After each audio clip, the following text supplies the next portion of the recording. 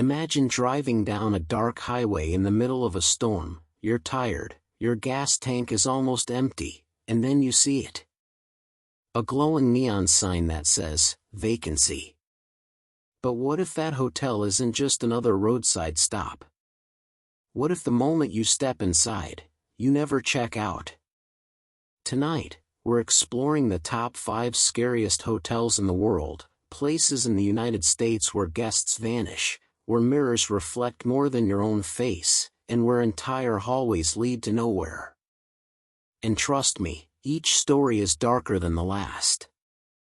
But before we step inside these haunted halls, I want to know, would you dare to spend even one night in a place like this?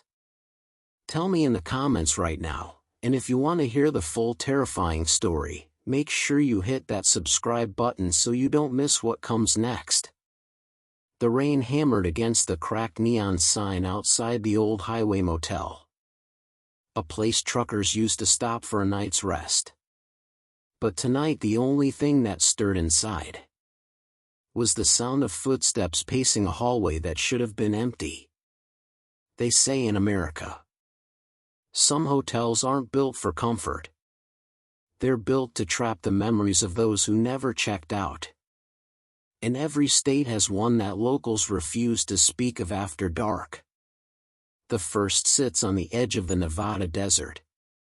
A towering structure abandoned since the 90s.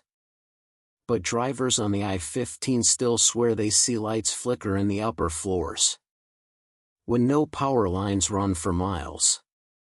Those who dared to sneak inside always hear the elevator running, stopping on floors that no longer exist. The second hides in the mountains of Colorado. A century-old lodge once filled with skiers and hunters. Locals say if you stay past midnight, the sound of boots crunching snow echoes outside your window, even when the ground is bare. And more than one guest has woken to find their door unlocked from the inside. The third is buried in the heart of Louisiana.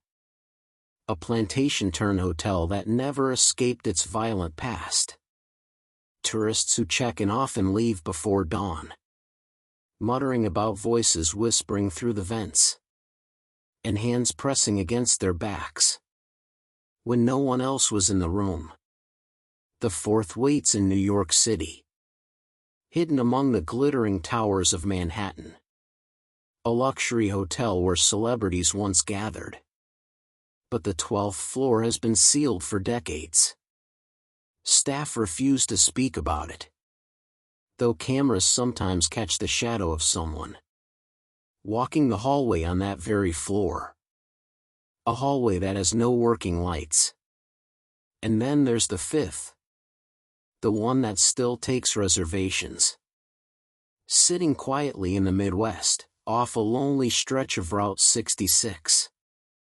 Families stop without knowing the stories, until their children wake screaming at 3 a.m. Describing the same woman in black, standing at the foot of their bed. Her face blurred, her lips moving, as though she's trying to warn them of something.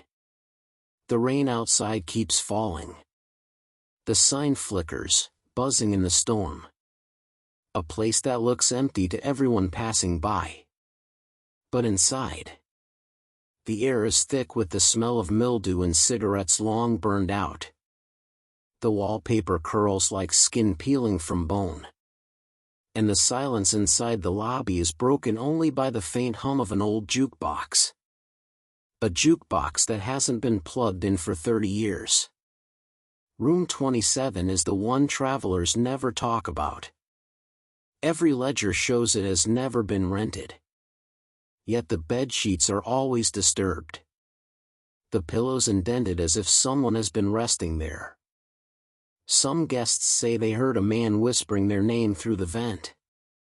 A man who knew details no stranger should ever know. The staff never stay past midnight. They clock out, lock the office, and drive away without looking back. But cameras hidden in the bar once caught something. A tall figure walking past the mirrors behind the counter. Though no reflection followed. Truckers on the highway glance at the glowing vacancy sign and press harder on the gas. They know stories about people who stopped for the night and were never seen driving out again. Their cars found abandoned in the back lot. Keys still in the ignition, engines cold.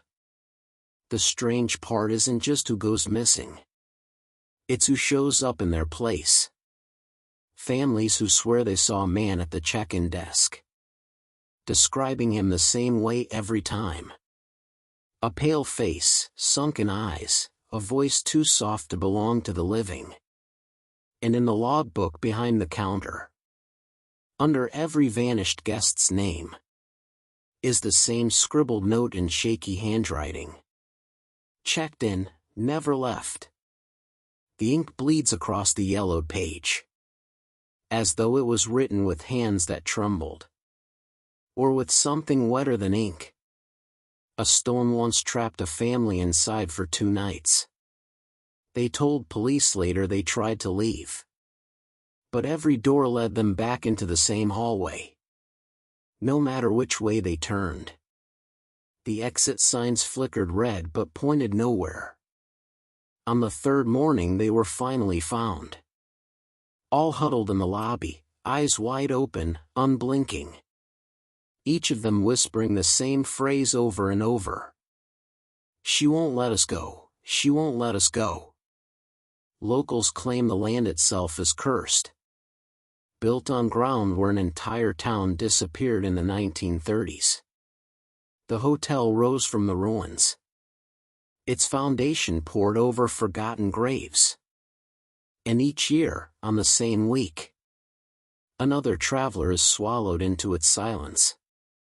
Room 27 remains locked now. But sometimes, when the rain is heavy and the highway empty, a faint glow leaks out beneath the door. And if you dare to lean close enough, you can hear the sound of someone breathing inside. Sometimes it's shallow, sometimes ragged, like lungs filling with water. Other times it's a low laugh, muffled, as if buried beneath the mattress. And then, silence, the kind that feels like it's listening back. One sheriff tried to disprove the rumors. He checked in alone with nothing but a flashlight and a Bible. By morning his cruiser was still parked outside. But the room was empty. The Bible lay open on the floor. The last verse underlined in smeared ink. "They shall seek peace, and there shall be none." His badge was never recovered. Though travelers still swear they see a gleam of metal on the nightstand. When the door cracks open on its own around 3 a.m. The jukebox sometimes plays again on those nights. A broken tune that fades in and out, like an old country ballad. Yet no one is ever near it. And the coin slot has been sealed with rust for decades. Truckers passing by claim they see someone standing at the window of room 27. A silhouette perfectly still, watching the highway. But when lightning splits the sky, there are 2 figures standing side by side. One taller, one smaller. Both unmoving, both waiting.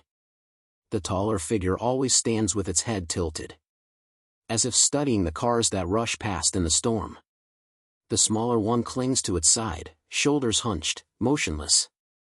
Their faces are never clear, only shadows pressed against the glass. Once, a photographer pulled over to capture the strange sight.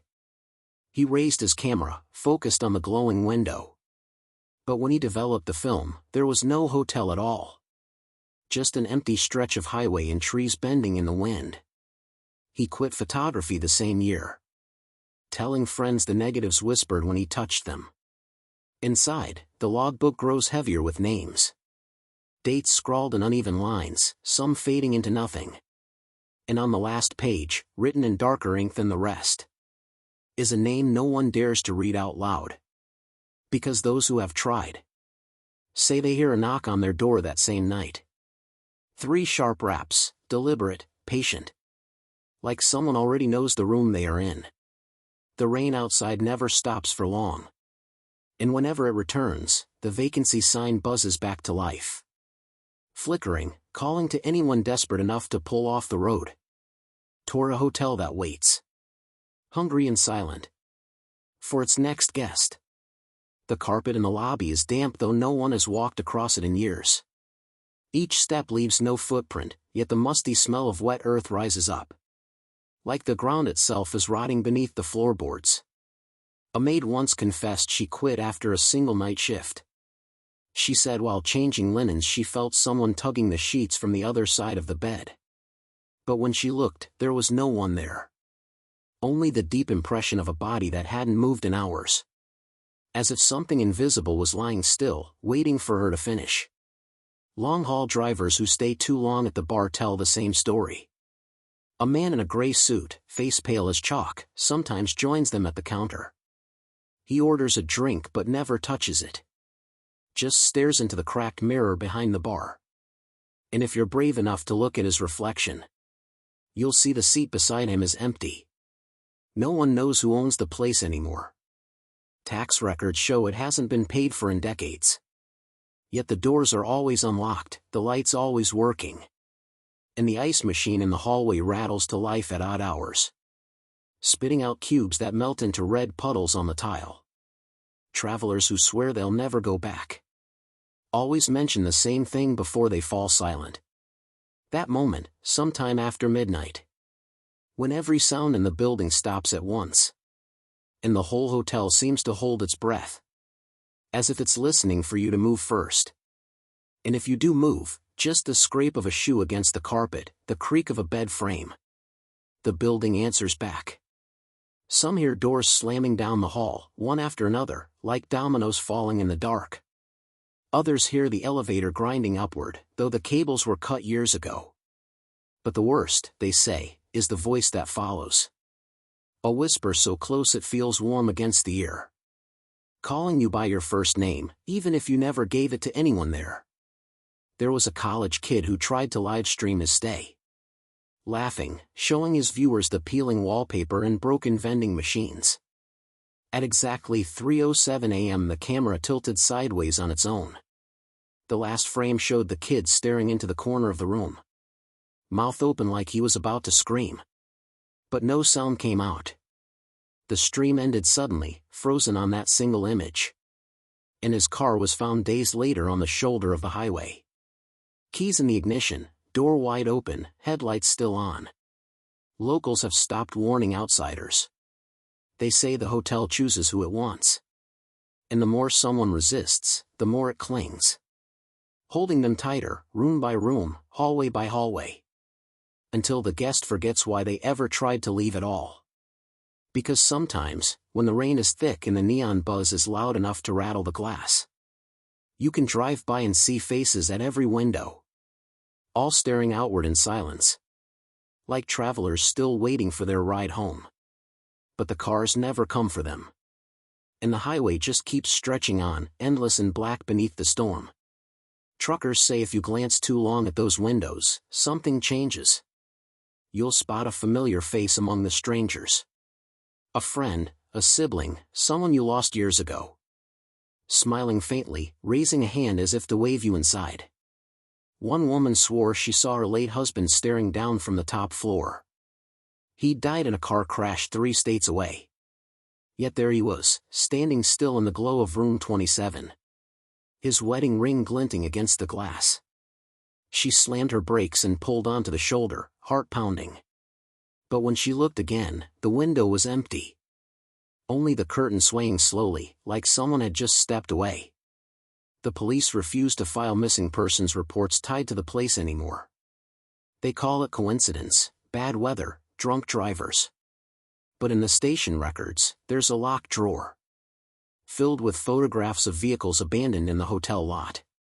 Tires sunk into the mud, doors wide open. Each with luggage still inside, neatly packed.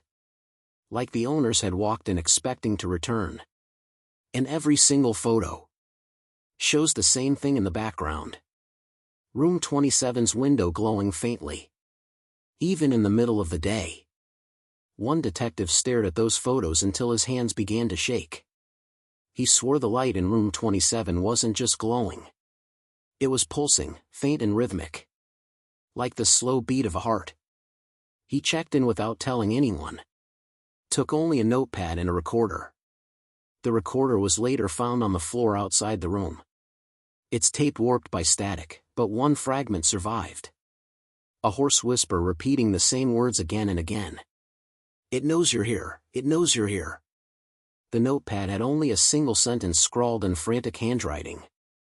Letters gouged so deep they tore the paper. "Don't look at the mirror." But the strangest part wasn't the warning. It was the way the ink trailed off the page. As if the pen had been yanked from his hand mid-stroke. And dragged upward toward the ceiling. The ceiling in that hallway still bears the mark. A dark stain, shaped like a handprint pressed from the inside out. Maintenance crews painted over it again and again. But by morning the shape always returns. Darker, sharper, spreading like veins through plaster. Guests who wander too close at night say the mirrors along the corridor change. Their reflections stand still when they move. Or worse, keep moving when they stop. Sometimes the glass ripples like water. And a second face presses up behind their own. Mouths forming words they can't quite hear. Room 27's mirror is said to be the oldest in the building. A tall, gilt-framed piece brought from a church that burned down in the 1800s. No one knows why it was kept. But anyone who's dared to glance at it after midnight swears they saw not one reflection, but dozens. All layered over each other. Faces twisted in silent screams. As if the glass itself was a doorway. And every soul that checked in but never left was staring out, waiting for someone else to join them. Sometimes, if you linger too long before that mirror, the faces begin to change. One by one they shift, molding into people you recognize. A childhood friend, a parent long buried, even yourself. Only older, eyes hollow, lips curling into a smile you don't remember ever making. A man from St. Louis once dared to touch the glass. His wife said his hand sank straight through, as if the surface were liquid. He gasped, tried to pull away, but something on the other side gripped him back. She swore she saw fingers, thin, gray, skeletal, curling around his wrist. Dragging him forward inch by inch. When she screamed and yanked him free, his arm came back slick and cold. With bruises that looked like fingerprints burned into his skin. He never spoke again after that night. Just sat in silence, staring into blank walls. Muttering under his breath only when the lights went out. And always the same 3 words. "They see me." The hotel staff boarded up room 27 after that. Hammered the door shut, sealed the frame with heavy chains. But travelers still claim to hear the mirror shatter over and over. A piercing crack that echoes down the halls. Yet by sunrise, the glass is always whole again. Standing tall, untouched. And waiting. Those who've walked past the chained door say the waiting is the worst part. Because the mirror doesn't stay silent forever. First comes the tapping. Soft, deliberate, like fingernails drumming against glass. 3 knocks, always 3. Then the whispering, low and muffled, bleeding through the cracks in the wood. Some swear it isn't in English at all. Others insist it's their own voice repeating words they never said. A priest from Oklahoma tried to bless the room. He sprinkled holy water along the threshold, reading scripture aloud. But halfway through, his voice faltered. He dropped the Bible and staggered back, eyes wide. The water he'd poured was boiling, bubbling on the carpet. And the crucifix around his neck had turned black. By morning, he'd vanished from his motel 2 towns over. The only trace left behind was his collar, torn and stained with ash. Now the door rattles some nights, chains clinking as though straining to break. And when storms sweep across the highway, drivers claim they see the window of room 27 flare with light. Not yellow, not white. But red, pulsing in time with the thunder. As if something inside is pounding, begging, demanding to be let out. Those who've walked past the chained door say the waiting is the worst part. Because the mirror doesn't stay silent forever. First comes the tapping. Soft, deliberate, like fingernails drumming against glass. 3 knocks, always 3. Then the whispering, low and muffled, bleeding through the cracks in the wood. Some swear it isn't in English at all. Others insist it's their own voice repeating words they never said. A priest from Oklahoma tried to bless the room. He sprinkled holy water along the threshold, reading scripture aloud. But halfway through, his voice faltered. He dropped the Bible and staggered back, eyes wide. The water he'd poured was boiling, bubbling on the carpet. And the crucifix around his neck had turned black. By morning, he'd vanished from his motel 2 towns over. The only trace left behind was his collar, torn and stained with ash. Now the door rattles some nights, chains clinking as though straining to break. And when storms sweep across the highway, drivers claim they see the window of room 27 flare with light. Not yellow, not white, but red, pulsing in time with the thunder. As if something inside is pounding, begging, demanding to be let out. Locals say that red glow seeps into the sky like a warning flare. A beacon no one should follow, but some do. Drawn off the road in the dead of night by curiosity or desperation. Their headlights swallowed by rain, their cars pulling into the lot as if guided by unseen hands. One teenager who dared to approach during a storm swore he saw shadows moving behind every curtain. Hundreds of them, pacing in silence, yet no single footstep echoed from inside. He ran back to his car, heart racing, but the engine wouldn't start. The radio flickered on by itself, static hissing between faint voices. And through the noise, one word kept repeating, louder and clearer each time. Stay. He abandoned the car and staggered down the highway until morning. When police found him, barefoot and trembling, his eyes bloodshot. They asked what happened to his friends, the 2 others who were with him. He only shook his head, whispering that they never made it out of the lobby. When officers went back, the car was still there. Doors wide open, headlights dim, rain pooling on the seats. But the lobby? The lobby was empty, dust thick on the counter as if no one had entered in years. Yet the faint smell of cigarette smoke still lingered in the air.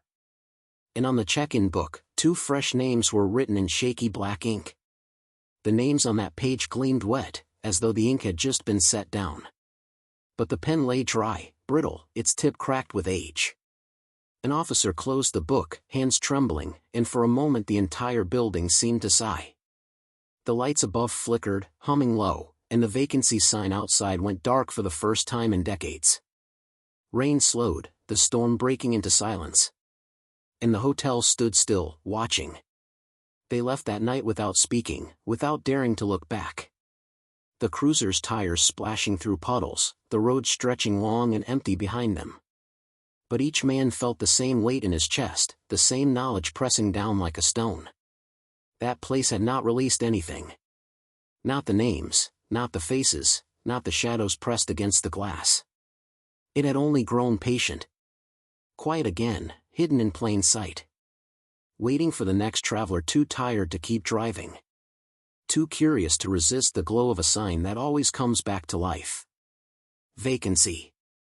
Buzzing faintly in the dark, promising a room. Promising rest. But offering something else entirely.